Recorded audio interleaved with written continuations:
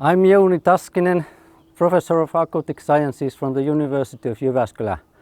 And this is Konnevesi Research Station. This is where we do our research on the endangered freshwater pearl mussel.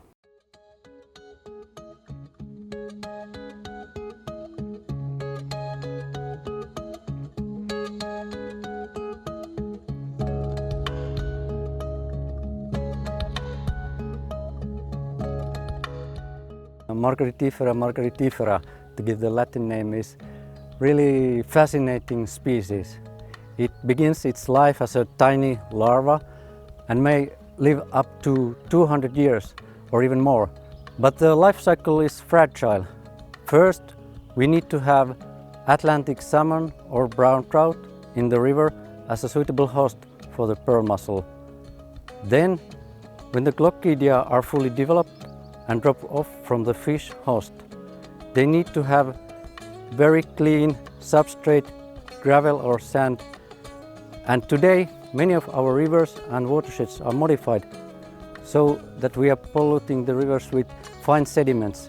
The fine sediments will stop the water exchange in the gravel bed and the young mussels will suffocate and die. I've been doing research into the freshwater pearl mussel for 10 years. We have come to realize that we may need to give nature a helping hand if we want this species to survive in our rivers.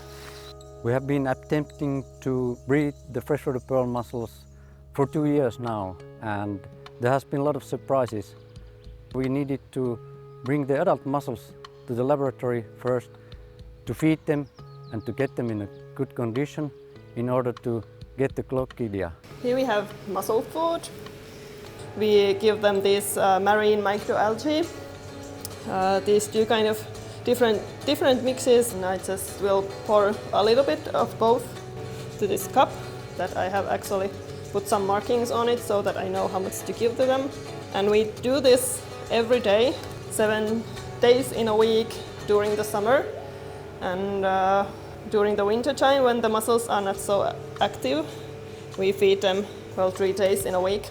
We are very excited by FRESHABIT. It's going to allow us to try out some new things and hopefully achieve our long-held ambition of reintroducing freshwater pearl mussels to some of Finland's rivers.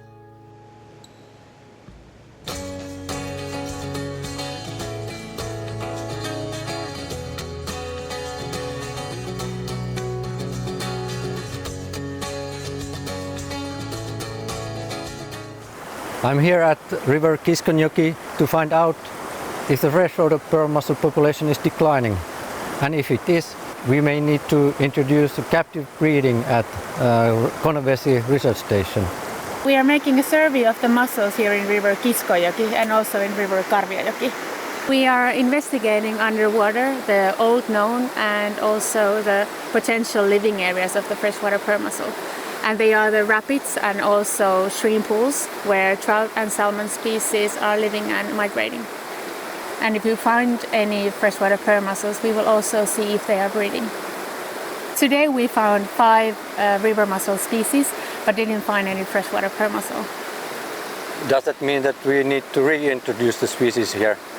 Yeah, it could be possible to reintroduce the species here in Kiskonjoki.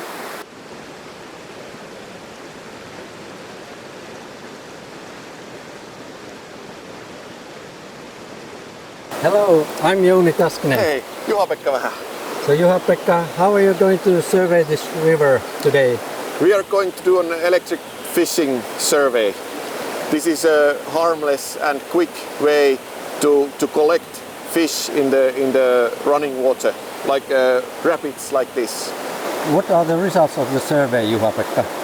We got 7 different species, including the juvenile brown trout, but we couldn't find signs of any Glockidia. So unfortunately, we didn't get an indication that the pearl mussel is inhabiting this stream. The trout is reproducing very nicely here, and the water quality looks to be good. It's only the solid particles that might be a problem. The results here in Mustionjoki-Karjanjoki river system and in Kiskonjoki river show how important it is for us to continue our captive breeding work. The exciting thing about FRESHABIT Life IP is that it will improve water quality and the habitat in a coordinated way based on scientific research. The FRESHABIT project helps us to collaborate more with different organizations. This will help us to pool the scientific knowledge and use it for the benefit of these Finnish rivers and lakes. FRESHABIT Life IP is the largest ever live project in Finland. This project aims at improving the ecological status, management and sustainable use of freshwater habitats in our country.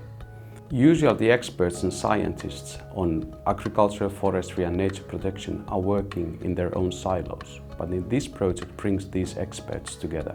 Well, we have been able to collect quite a big number of interesting beneficiaries around the nature and water sectors. It's a really big family of beneficiaries, one that we could not have achieved with a traditional life project.